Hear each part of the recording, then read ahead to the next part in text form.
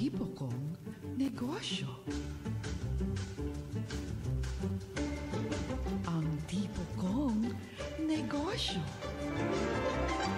Mahahanap mo rin ang iyong perfect match. Ang negosyong magsisilbing inspirasyon sa iyo at makapagpapaunlad ng iyong kabuhayan.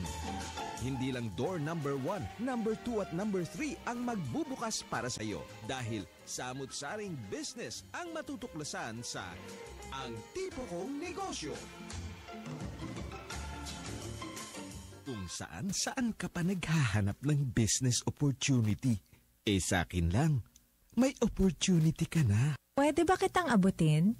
Ikaw kasi ang pangarap ko. Sa'yo na yung SSS, GSIS, pati ng PhilHealth ko. Basta, akin lang ang pag-ibig mo Ang budget ko sa'yo ay limited. Limited edition. Ang tipo kong negosyo.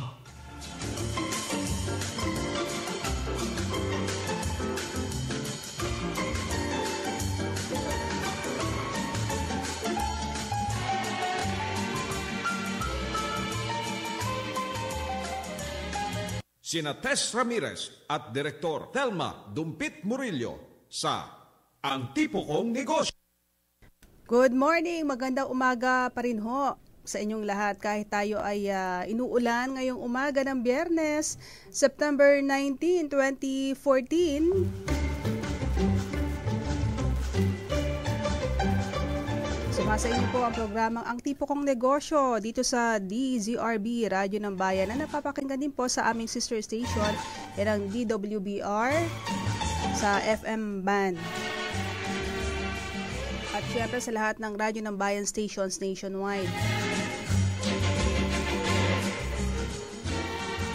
Ang programa pong ito ay hatid sa inyo ng Radyo ng Bayan at ng Department of Trade and Industry. Ako po si Tess Ramirez at ang aking partner from DTI ay si Director Thelma Dumpit Murillo na binabaha yata sa mga oras na ito. Ako, wala ng pasok sila. Hindi sa lahat ng government offices, declared na po yung suspension. At sa mga klase, syempre, wala ring pasok ngayon. Pero dito sa Radyo ng Bayan, talagang hindi pwede ang walang pasok, di ba? Umulan o umaraw, andito pa rin ho kami para magserbisyo publiko. Kasama ko ngayon from DTI si Miss Marela Jam Castro. At sa technical side, andito rin si Engineer Nita de los Santos, Rene Itable, at si Yun Paladan.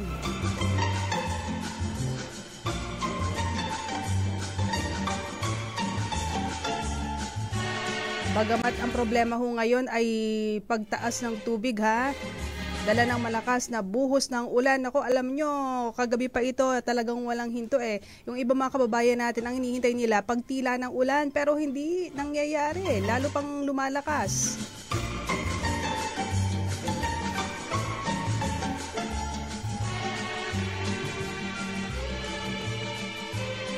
At kumusta naman kaya ang mga negosyo kapag ganitong panahon? Sisikapin ho nating meron tayong makaugnay sa edisyon pong ito ng Ang Tipo Kong Negosyo. Samahan niyo po kami hanggang alas 9 ng umaga mga kaibigan. Pabatiin muna natin si Marela. Marela, good morning. Good morning sa ating mga tagapakinig. Medyo lang tayo, no?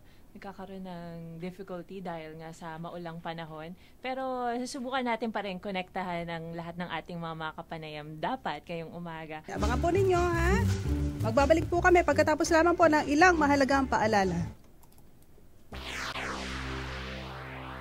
Ngayon, mapapakinggan na ang PBS Radyo ng Bayan saan mang panig ng daigdig sa pamamagitan ng internet. Mag-log on lamang sa www.pbs.gov.ph. I-click ang Radyo ng Bayan Live o kaya sa www.pinoywebcaster.com. I-click lamang ang Listen. Worldwide na ang PBS Radyo ng Bayan, ang Radyo ng Bayan. Nay! Nanay! Oh, Junjun! May nasaga po akong impormasyon. O ano ba yun? Kasi Nay, narinig ko po sa radyo na may bagong programa ang AFP, ang Guns for Peace program. Makakatulong po ito sa atin. Tungkol saan naman ang programa na yan, anak? Sabi po sa radyo, sino man daw pong rebelde ang magsusoli ng armas sa pamahalaan ay makakatanggap ng tulong. Naisip ko po, ito na sagot sa aking mga dasal. Sa totoo lang po, naiinggit ako sa ibang kaedad ko dahil lumaking kapiling ang kanilang mga ama. Panahon na po siguro para bumaba na siya sa bundok at maging isang tunay na ama na sa aming magkakapatid. Kasi wala na mapatutunguhan ng kanyang pinakikipaglaban. Puro mga nakakataas sa kanilang umuunlad ang pamumuhay at ang tingin pa ng lipunan sa kanila ay mga nagpapahirap pa sa ating bayan. Pauwiin niyo na po si Tatay, Nay, at dumulog na po tayo sa pinakamalapit na tanggapan para makibahagi sa Guns for Peace program ng ating gobyerno. Nauunawaan kita, anak. Hayaan mo't susubukin kong makausap ang tatay mo ng sarilinan tungkol sa magandang maidudulot ng Guns for Peace sa ating buhay. Sana po, Nay, makumbinsin ninyo si Tatay para matupad ng matagal na namin pangarap ng mga kapatid ko na mabuo na ang pamilya natin na mapayapa at masaya. Huwag kang mag-alala, anak. Ang Guns for Peace program na nga siguro ang sagot sa ating mas mapayapang pamumuhay. Naniniwala ako na mapapababa natin ang inyong ama at nang makapagsimula na tayo ng bagong buhay. Manalig ka lang. May awa ang Diyos. Ang Guns for Peace program ay isang programang pangkapayapaan at pangkaunlaran ng ating pamahalaan. Inaanyaya ng lahat ng rebelde na iwanan na ang armadong pakikibaka. Makipag-ugnayan lamang sa pinakamalapit na tanggapan ng Armed Forces of the Philippines. Umaaari ding tumawag sa 0917-403-3341. Sapagkat sa bawat armas na isinauli, hindi lamang ayuda ang maiuwi, pati kapayapaan sa Pilipinas mananatili. Ang bagong radyo ng bayan. Radyo ng bayan. Ang tipo kong negosyo. Tuloy-tuloy po tayo sa oras na 13 minuto makalipas ang alas 8 ng umaga. At Marela, dumako na tayo sa ating first segment, diba? Oo nga, buti naman at na-contact natin si Miss Fatima Del Prado. Siya ay ang in charge sa road mapping ng Creative Industries. By the way pala, Miss Tess, di ba nga itong episode natin ngayon, medyo ang daming kaguluhang nangyayari. Pero parang ganun din pag sa creative industry, sa isang creative mind, ang daming kaguluhang nangyayari sa utak ng isang artistic person. Pero alam mo, yung mga Filipino talagang very creative, di ba? Oo, tayo? totoo yan. Ang dami nating awards abroad kahit sa ano bang larangan ng arts. Yes, talaga. at kahit nga sa panahon ng pagbagyo o pagbaha, naku, makikita mo yung pagkamalikhain ng mga Pinoy, di ba? At syempre, sa pagdinegosyo. So, yan po yung ating aalamin sa segmentong ito. Savings All My Love for You. Tungkol po sa road mapping ng creative industries. Hello. Yes, hi. Welcome to the program. Hi, maraming salamat. Magandang umaga sa inyong lahat. Kasi Ms. Tess, siya ang Senior Research Specialist ng Philippine Institute for Development Studies. Ms. Fatima, can you give us a quick briefer on what the PIDS does? Yung PIDS po, yung Philippine Institute for Development Studies, ay isa siyang government think tank. Madalas kami po yung gumagawa ng mga pag-aaral tungkol sa mga pulisiya ng gobyerno, mga proyekto. At ito po ay aming dinidisseminate. Yung findings ng aming mga pag-aaral ay aming isinishare, dinidisseminate sa mga policy stakeholders, katulad ng sa Kongreso, sa Senado. At madalas po naimbita rin naman kami sa mga iba't ibang universidad at mga kolehiyo. Alright. Nasa opisina po ba kayo ngayon? Ay, hindi po. Nasa bahay po. Kasi po, day work week po ang PIDS. Oh, kainggit. At pagkakalam ko nga po ngayon po ay kansilado daw po pati yung government Yes. work. Oo nga. Yan ang dahilan kung bakit monte ka nang. Hindi ako natuloy. Pero dahil nandito na ako, sige, push natin to, no, mga kaibigan. Pero Ms. Tess, itong creative industries is very special sa lahat ng mga industries na nakita ko, no? Kasi siya lang yung plural, creative industries. Bakit ganon, Ms. Fatima? Pwede naman po siyang creative industry, creative sector, or creative cluster. Pero kasi, madalas creative industries, marahil po kasi sa napakalawak ng saklaw ng sektor na ito. Ano-ano po ba yung mga saklaw niyan? Yan. It cuts across culture, arts, technology, pati meron siyang, it covers several industries from the manufacturing and services sector. So, sa ngayon po, wala pang unified definition ng creative industries. Pero, ayon sa mga pag-aaral, anumang business or economic activities na gumagamit o nangangailangan ng creativity at artistic talent at may potential na makalikha ng kabuhayan at empleyo, ay maaari nang mapabilang sa sektor na ito. Sa ngayon, ayon dun sa pag-aaral ni Dr. Eduardo Morato, mayroong 26 na creative subsector sa 6 na creative fields. Sa heritage and the arts, nariyan yung music, visual arts, cultural sites, and traditional arts and crafts. Sa audiovisual naman, nandun yung film, TV at radio. Samantalang sa creative services, nandun naman yung animation, gaming, at advertising.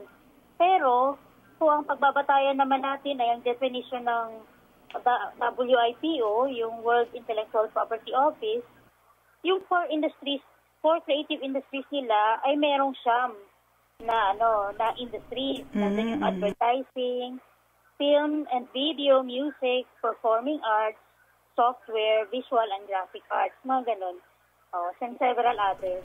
Ayan po. So, ang dami palang mga saklaw niyan. At I'm sure may mga subsectors na ginawa po para talagang matutukan isa-isa. Bakit Miss Fatima? Kasi nakita ko sa kanilang data, Miss Tess, na ang laking percent dito sa creative industries ang software. Parang kung normally, parang hindi mo naman talaga i-categorize ang software sa pagiging creative. Bakit ganun?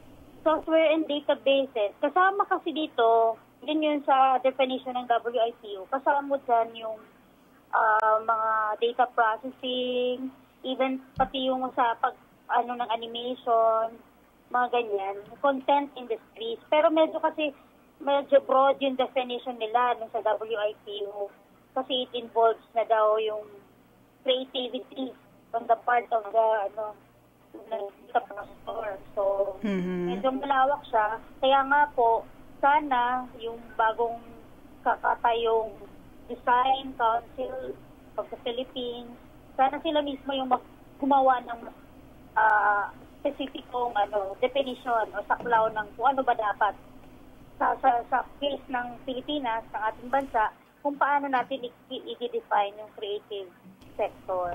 Yes. Kumusta naman po, ma'am, yung employment sa sektor na ito? Marami po bang na-employo? Medyo napakalaki po ng saklaw niyang sektor, napakalaki. So, as of 2009, yung 4 industries lang po ito ang pinag-uusapan natin, nasa 15% ng total employment noong 2009 ang nai-contribute or napapabilang sa creative cluster. Pero kung susumahin natin pati yung non-core creative industries, aabot siya sa 30%. So medyo malaki siya kasi nga madami siyang pinapasok na pati yung wholesale and retail ng TV kasi sabi ng ayon sa definition ng WIPO, nakakapagbigay siya ng isa siyang conduit ng creative content. So sinama siya doon bilang napapaloob din siya sa non-core creative industry. So, sa mga yan, siguro, malaki rin po yung contribution natin, ma'am, sa GDP, di ho ba? Ano po kaya yung pinakamataas na contribution natin? Anong area? Yung sa core, sa buong creative industries, except hindi kasama yung non-dedicated support, yung non-core, nasa 5.44% noong 2009. I see, opo. Oo. Kumusta naman po, ma'am, yung creative goods na ating ine-export? Pwede niyo po bang balitaan niyo kami tungkol dyan? Ang most heavily traded na creative goods ay yung sa press and literature at motion picture. Madalas po, pero mas malaki po yung ini-import natin kaysa ini-export. Pero kung pagbabasihan naman natin yung sa UNCTAD na trade database, lumalabas na malakas din po tayong ganun din, parang same trend, malakas din tayo mag-import ng published or printed materials at audiovisual. Pero dahil medyo malawak yung definition at datos ng UNCTAD, lumalabas na madami din tayong ina-export na traditional arts and crafts tulad ng bakerware, jewelry, at celebration materials.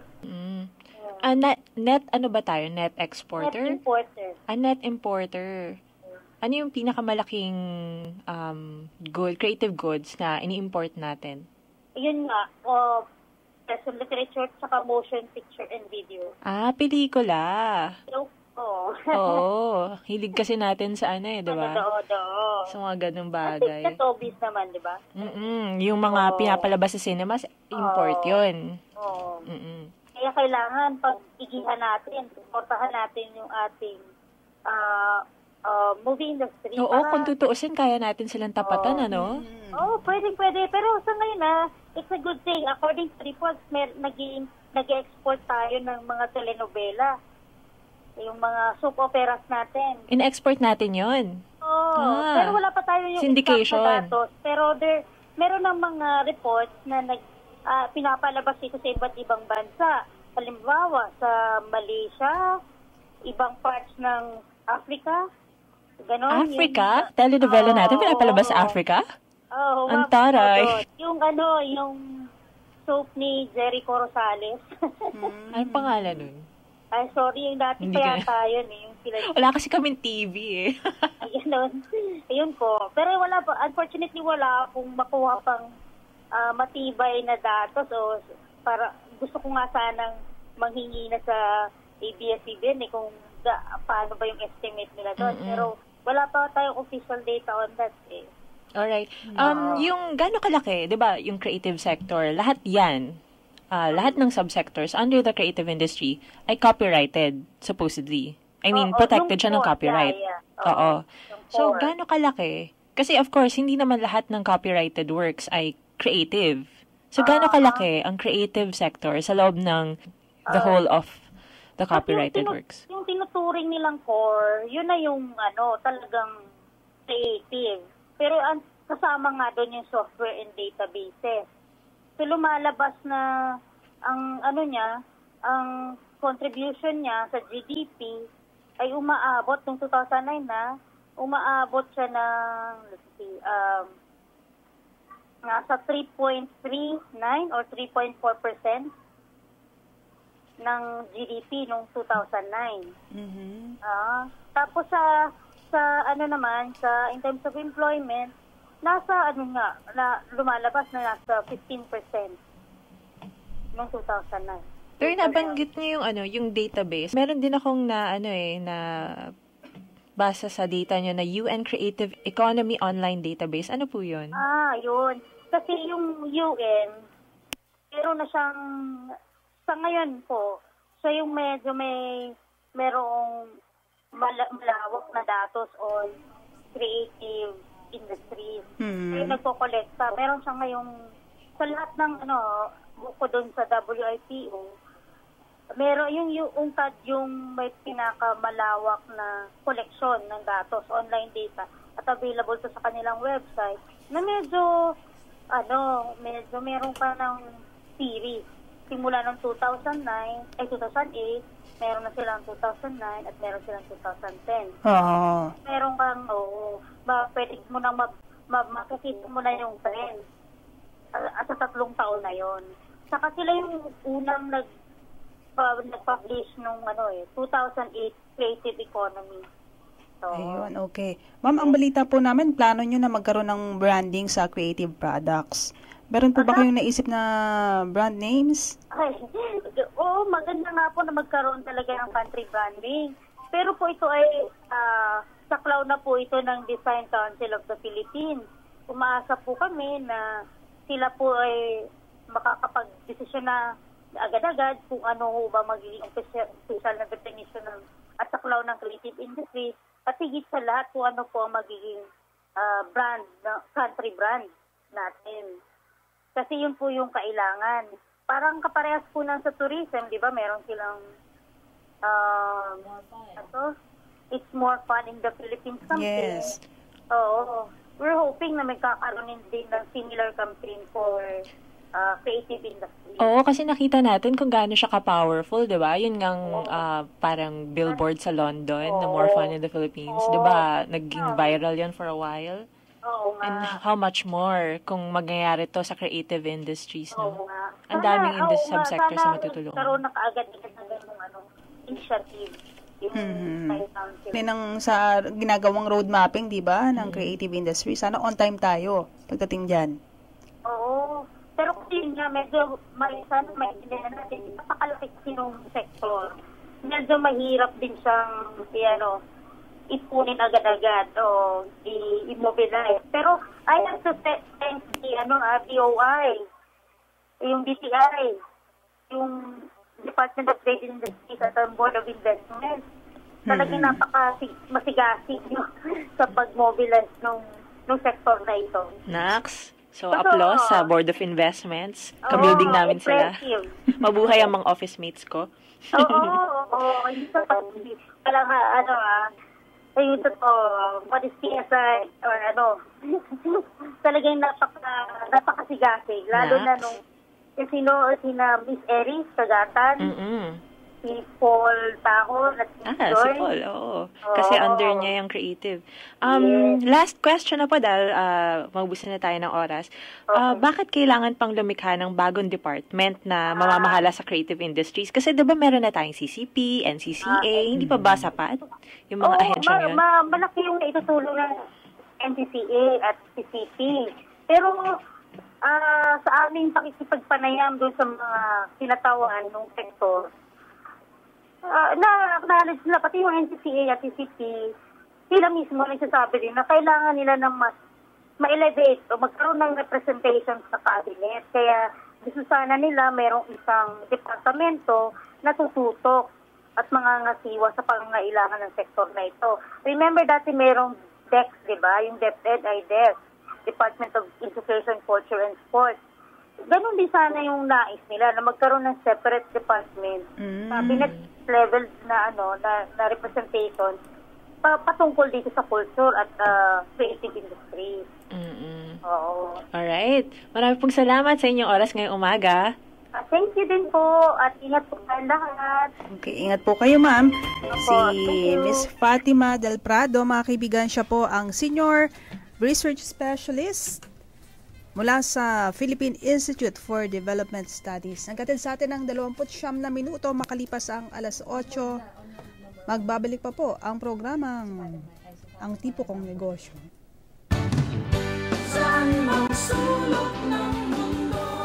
Tangkilikin natin ang radyo ng Pilipino, ang tinig ng mamamayan. Ito po ang inyong lingkod, Secretary Sani Coloma, dito sa DZRB, Radyo ng Bayan, 738 kHz. Konektado ka. Pinoy, konektado ka. Pinoy, konektado ka. Pinoy, konektado ka. Sa PBS. Bukas na ba ang tindahan mo? Kasi bumenta ka na sa puso ko. Kung trabaho ko ay isipin ka, malamang yayaman ako sa kaka-overtime. Miss, saan pwede magpa-register ng business name? Pwede ba? Sa tabi mo? Dito sa negosyo ko, murang benta ko sa lahat. Dahil sa'yo lang ako magmamahal. Ang tipo kong negosyo.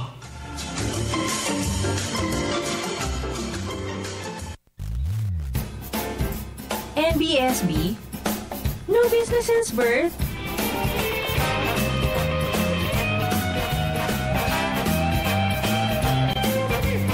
Balik po tayo. Kapalisitas Ramirez kasama si Marela Jem Castro.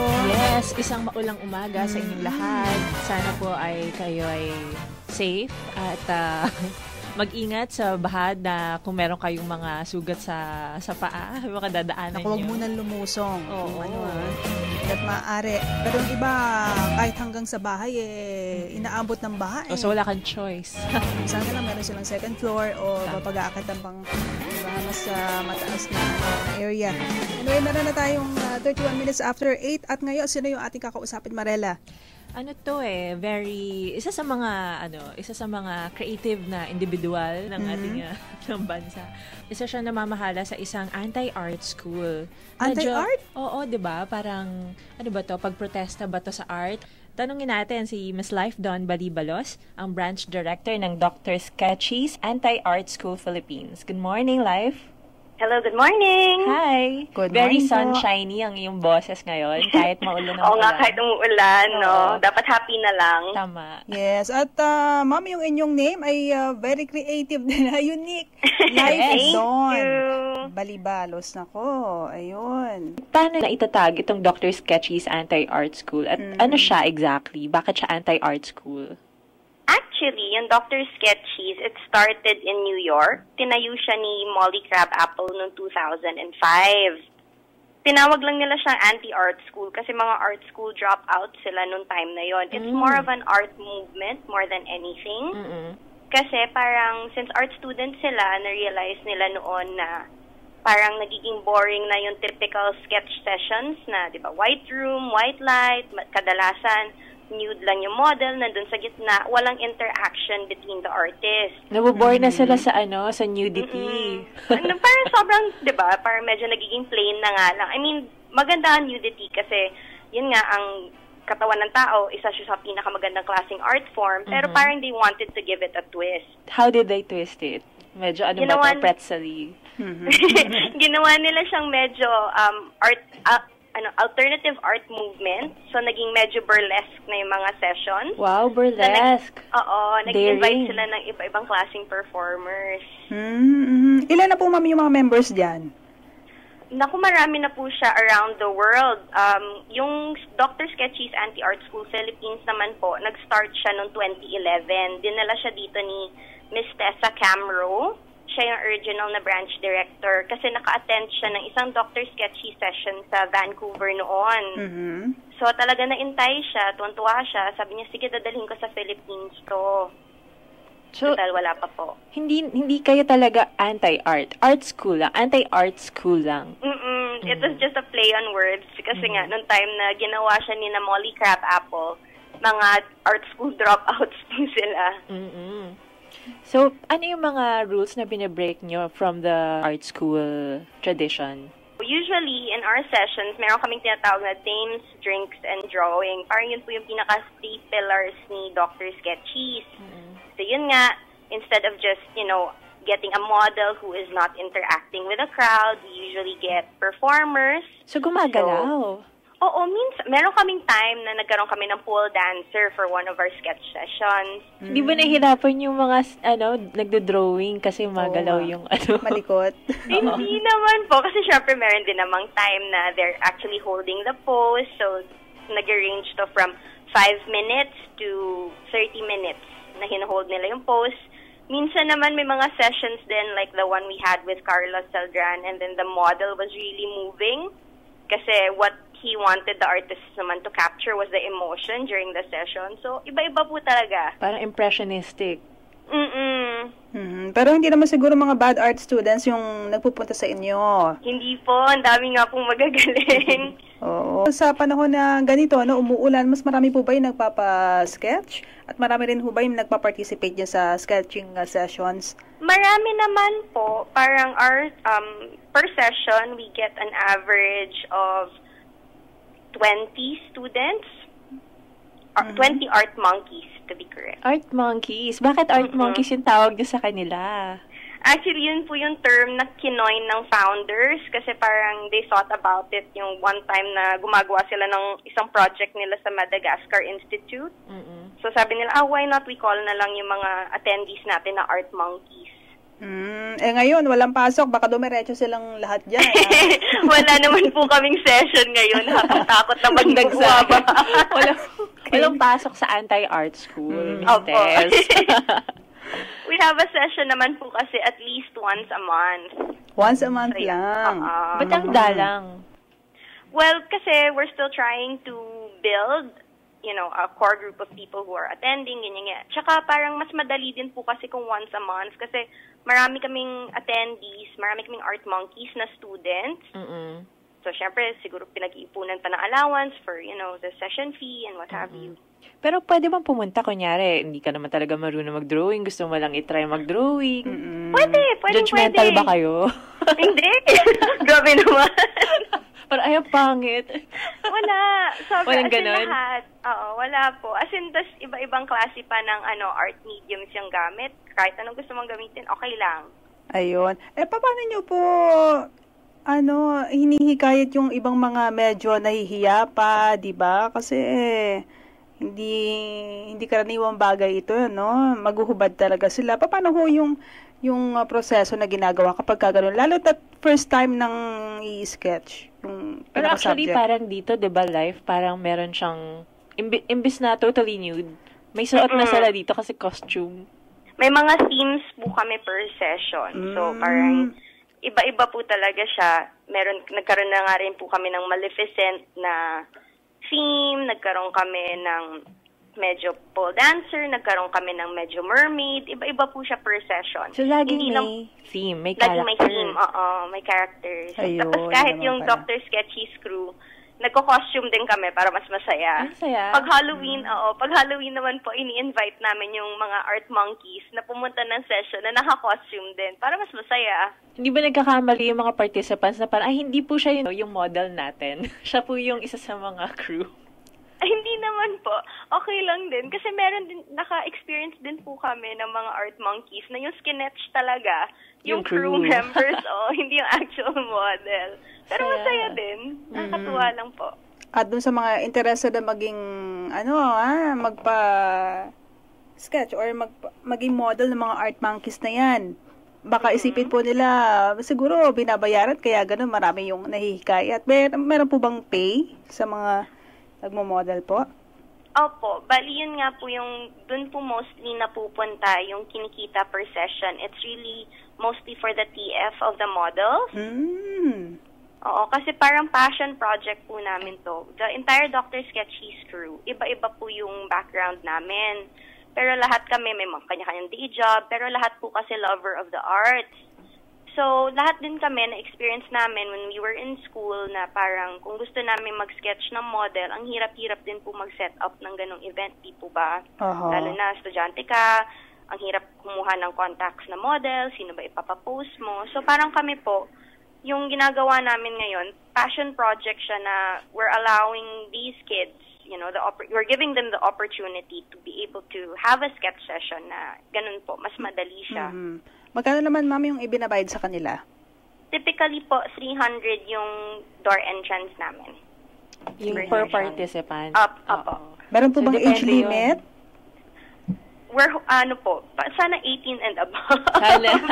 Sana. Paano po extremely talented? O naman, Miss Tess, di ba? Creative freedom.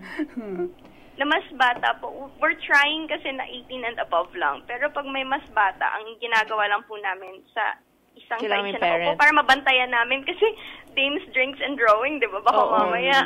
Baka malasing yun. Paano kung hindi ba naharas yung mga model sa mga lasing na participants? Hindi naman po, kasi meron din po kaming members ng crew na sila yung nag-act na parang bouncers namin.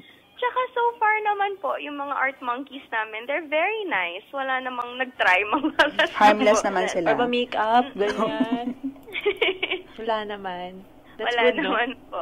Safe, ibig sabihin safe. Marge, pwede ka na mag-model. Safe daw eh. Okay daw. Ayun, go! May Post volunteer. na si Marge. Ano yan? Voluptuous. Tapos open din po kami sa mga artists, sa mga say, photographers, ganon. Pwede na hindi ka magdo-drawing, picture-picture. Opo, pwede din po. We just make them sign a waiver kasi, di ba, yung ibang kailangan naman mas maayos na angle ang kukunin mo sa models kung ipopost mo siya online. Para at least ma-protect din po yung models namin. Yes. Baka hindi na mag-model ulit. Oo naman. Pero nung nagsimula kayo, yung first session nyo ay isang flash mob or sketch mob? Ano yun? Opo. How is it different? Ano siya? Well, kasi, compared to a normal sketch session wherein meron kaming venue, tapos naka-announce talaga yung time, ganyan-ganyan. Yung flash mob po, para siyang dance mob. Bigla na lang siyang mangyayari. So, yung very first sketch session namin dito sa Manila na flash mob, we actually held it in Greenbelt.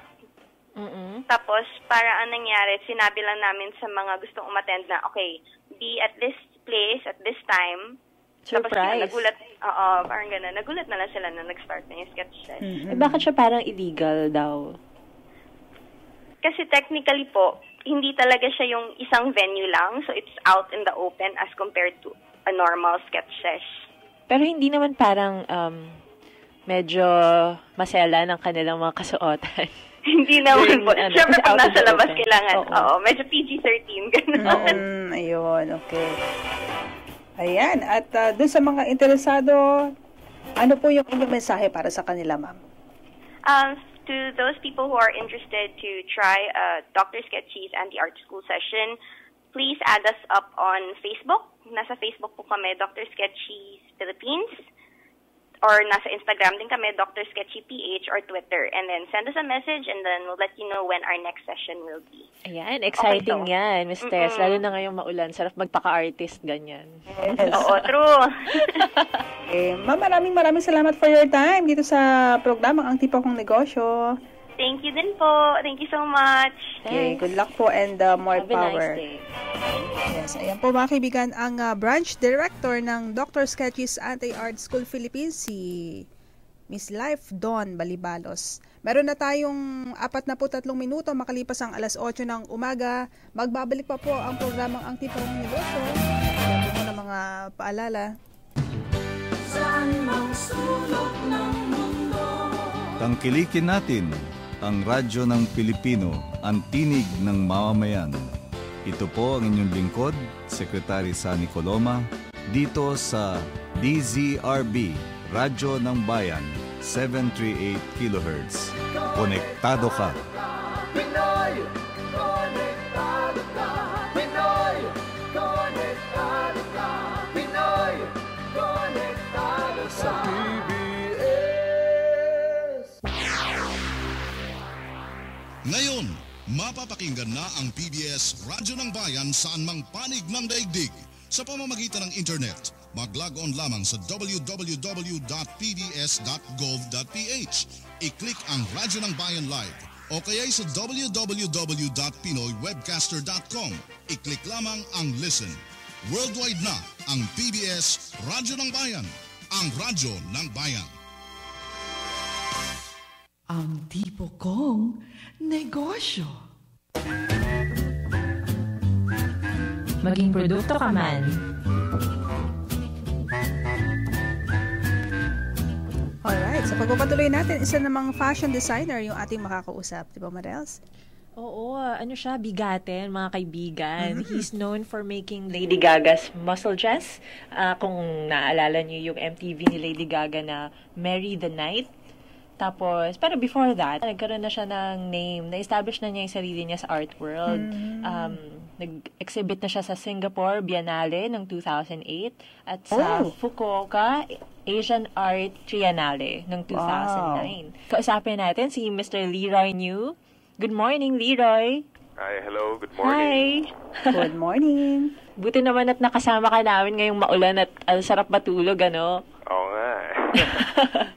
Nahuli lang kasi kami ng announcement, tuloy kami ni Miss Tess. Ayan, isang visual artist kayo, di ba? Sculptor, fashion designer. Gaano ka katagal po sa industriya? Well, siguro dahil maaga ako nagsimula, I went to an art high school kasi. So, I guess napaaga ang aking training at maaga na rin po ako nagsimula at nag-start pumasok sa iba't ibang klaseng form of visual arts. So, high school pa lang po, tinitrain na kami mag-exhibit. Sa lahat ba ng visual arts, meron kayong favorite medium? Well, in my case, actually, I'm interested in almost, in at least trying all of the different forms. Kasi that's part of what I do. I experiment and constantly collaborate with different designers and artists in many different fields. Tapos, siguro maraming na hindi pa nakakaalam sa ating mga tagapakinig na kung paano dumating sa iyo yung opportunity to work with Lady Gaga kasi, of course, world-renowned. Siya, sino bang hindi nakakilala dun, ano? Paano dumating sa inyo yung opportunity to work with her? Well, actually, I will have to attribute it to, I guess, the age of the internet, no? Kasi, I guess yung images ng ating mga trabaho ay nakakalat na lang sa internet at yun. Na-discover ka nila? May, I guess, nagpadala sa isa sa mga stylist ng images nung trabaho na nagawa namin for a local fashion show.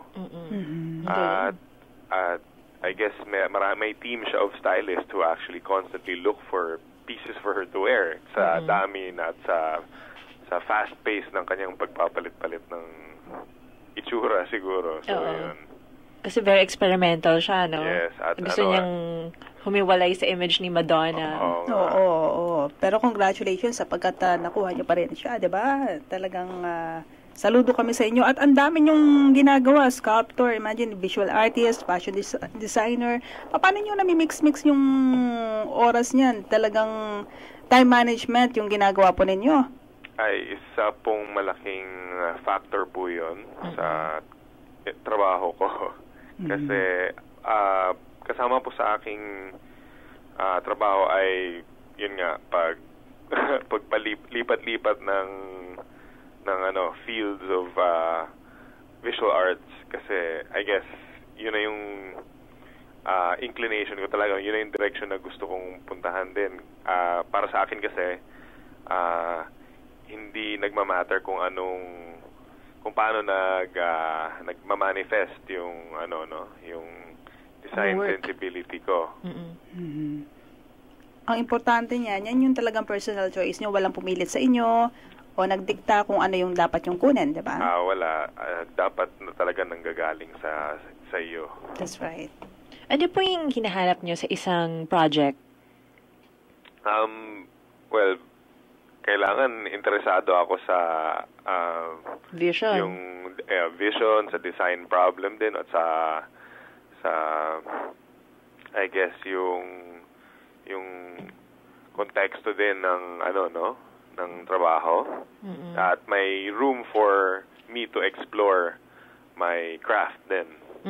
Kumbaga hindi yung parang i-dictate kung ano yung dapat gawin. Well, sa ngayon naman medyo alam nila kung paano ako magtrabaho at iimbitahin nila ako to collaborate or to work with them dahil alam nga na nila yung ina-expect nilang magiging itsura ng trabaho. At talagang kung makikita mo, Mr. sobrang kakaiba at mind-boggling mga creations ni Mr. Leroy New. Paano ka namimili ng materials na, kumbaga, yung iba galing sa Divisoria, tas common material like yung wires or stuff, or yung mga Divisoria toys.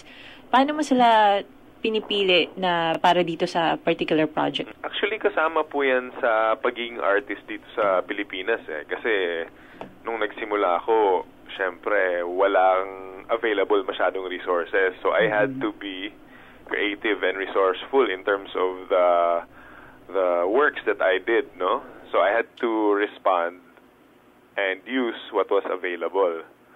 Kaya, even at this point, hindi ako, kahit ano, gusto kong gamitin. At kahit anong materials na i-encounter ko, na nakasalubong ko na by accident, no? At na feeling ko ay interesting at may potential na gawing isang project or art installation. So, nagagamit ko. Tapos usually, Mr. yung mga works ni Leroy kasi, siya, public art. So, bakit nyo mas preferred ang public art versus yung galleries and museums? Well, isa din siguro yun sa mga problema na na-encounter ko nung art student pa lang ako, no? Meron akong professor na isa sa mga concern namin yun is yung accessibility ng art making at nung presentation of art. I guess na pag-usapan namin na ang kulturang Pilipino ay hindi talaga sanay sa gallery culture, yung museum-going culture, hindi talaga tayo ganun. Kaya kasama sa mga problems na lagi naming pinapag-isipan is paano maipalapit yung ideya ng art, no, sa mas nakakalakihang komunidad. Kasi diba yung, kunyari, masa ka, parang naisip mo, nakaka-intimidate naman pumasok doon sa kahit gusto mo talagang tignan in your heart. Or meron nagsasabi pang elite lang, di ba? At meron namang iba yung sa mga bata-bata pa sabi, parang boring yung art subject para sa kanila. Kaya nga, kaya isa din ito sa mga rason kung bakit ako nag-experiment with fashion, with product design, dahil yun mga yun ay mga public forms of presenting your work din. Oo, yun pala yun. Kasi ang katawan naman natin ay nasa public space, di ba? So kung ano yung isusuot natin at yung mga kung ano ang acceptable as what is wearable, di ba? At kayo po na nakagawa na ng pangalan dyan sa industriya na yan at matagal na rin, ano po? Ano yung sa tingin nyo pa ikulang naman sa Philippine art scene pa? I guess malaki pang pagkukulang yung pagkukultivate nito sa educational system natin. So importante na we develop an audience, no, via the educational system. Kailangan ipamahagi yung konsepto ng art at ang iba't iba niyang forms, no, sa ating mga kabataan in order to create an audience for the art scene. So, masasabi bang parang katulad din kayo ni Miss Life doon na kabilang sa Dr. Sketchy's Anti-Art School? Anti-Art School din ba kayo? Hindi naman po. Kasi nanggaling ako doon eh. So, pero importante din para sa mga artist ay mag-meet halfway, kumbaga, to come up with forms that will be inclusive to their immediate communities, no? May chika ako dito kay Leroy Vistes. Ang tawag sa kanya ng family members niya ay Adams Family. Talaga, Leroy, Adams Family. Yung buong family ikaw. Oo, kasi lumaki ako sa General Santos City. So, medyo conservative, syempre, ang mga tao doon. Ako medyo weirdo na nga ako nung time na yon. At yun din isa sa mga tawag nila sa akin, weirdo nga daw. Dahil mahilig ako sa mga kakaibang bagay, sa mga aswang, mahilig ako mag-drawing ng mga monsters, kung ano-ano pa man. So may advantage din pala yun kahit papano, ano? Meron nga. Oo, unique, of course. Okay. Pero bakit Adams Family? Isn't yung buong family, hindi man lang one member? Kasi nung time din na yun, mahilig din akong manood nung show na yun. Okay. At siguro na-encourage ako mas lalo maging kakaiba. Yun yung naging source of inspiration nyo, ha? Lalo si Wednesday Adams.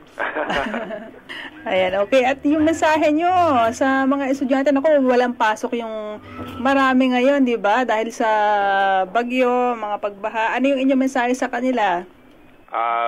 Well, I guess tutok lang sa kung asan kayo interesado at dapat sa sobrang hilig nyo dito ay bibigyan nyo ng tamang disiplina at study, no, in order to achieve what it is that you actually want to do.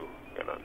So, nabanggit nyo kanina na yun nga, very reserved ang inyong background, family background. What did you do to branch out of it? Well, as soon as I entered the Philippine High School for the Arts, doon na nagsimula yung, I guess, independence in terms of, living out on your own. Kasi it's a dorm-type school, no? So, I guess, doon na na-cultivate yung pagiging, I guess, liberated in terms of the art that I wanted to do. And, the themes na nilalaman ng mga trabaho ko. So, conscious ka sa pag-shake off nung ganong, Well, I guess nagsisimula sa culture shock. Pag-display sa'yo from your comfort zone into a world na mga kasama mo, mga iba't ibang weirdo din. Oo, kasi dati sanay ka ikaw lang. At kasabay ng gulat factor na yun, ayun, meron ka na nagawa. Magugulat ka na lang, meron ka ng produkto, di ba? Ang ganda pala na nagawa mo na. Ayan, okay. Maraming salamat, Mr. Leroy, sa Thank inyong you, oras dito sa Leroy. Radyo ng Bayan. Si Leroy New, mga kaibigan, visual artist, sculptor, fashion designer, lahat Marami pang iba. Ikaw na Nasa talaga, siya Leroy. na, You diba? already. 3 minuto pa po bago mag alas 9 ng umaga at sa putong ito, Marela, di ba may mga activities pa for the month of September na dapat tayong abangan? Madami. Ang dami. So para sa September 18 to 19, meron tayong Kapangan Diskwento sa DTI Car yan. It's part of the Municipal Foundation anniversary ng Kapangan, Benguet. And September 9, Timbangan ng Bayan launching activity sa DTI Car sa Conner, Apayao. Conner, social. Sa September 14 to 20, or yung third week na September, may Techno Mission on Organic Production and Processing sa Tabuk City, Kalinga. DTI Car pa rin. Tabuk City pa rin pala. May isa pa. Skills Upgrading on Traditional Bamboo Processing. Same time yan. Third week pa rin. Okay. So, sa mga nasa area na yon, baka gusto nyong join sa ganyang activities. At Handicraft Production, San Mateo Rizal, Grassroots Participatory Budgeting Activity ng DTI 4A, September 14 to 20 din. And Glan Barangays Booth Showcase Opening ng Products and Tourist Destination sa Glan, Sarangani. DTI 12 po yan, September 24. Entrepreneurial Development Seminar focus on simple bookkeeping, Glan, Sarangani pa rin, September 25. And sa Tampakan, South Cotabato, meron silang SME Roving Academy ng September 25. At sa Santo Niño, South Cotabato, September 25, SME Roving Academy. Okay, ang dami nga. Ang lahat niya sa buwan pong ito ng Setyembre. At oras na po ng aming pansamantalang pamamaala. Maraming salamat dahil kahit umuulan, nandiyan pa rin kayo. At nakikinig dito sa programang Ang Tipo Kong Negosyo. Yes, at nako, mistress. Grabe lang talaga yung baha sa MRT ng Quezon Ave. Hanggang saan ang tubig? Hindi naman gano'ng kataas, pero mataas pa rin. Lubog yung paa mo, ganyan. Mapapalusong ka talaga. Kalahating gulong. Kahit kung wala kayong importanteng pupuntahan sa bahay na lang, di ba? At makinig na lang po dito sa Radyo ng Bayan. Yes. Maraming salamat sa lahat ng ating mga nakatuwang. Thank you, Marela. And thank you, Marge. Hi, Marge. Kay Marjorie Posas, maraming salamat din sa ating technical engineer, si Engineer Nita de los Santos, at sa ngalan ni Director Telma Dumpit Murillo. Yes, na nakikinig sa atin ngayon. Stay safe, everyone. Si Marela Castro po. Ako po naman si Tess Ramirez. Until next Friday. Bye.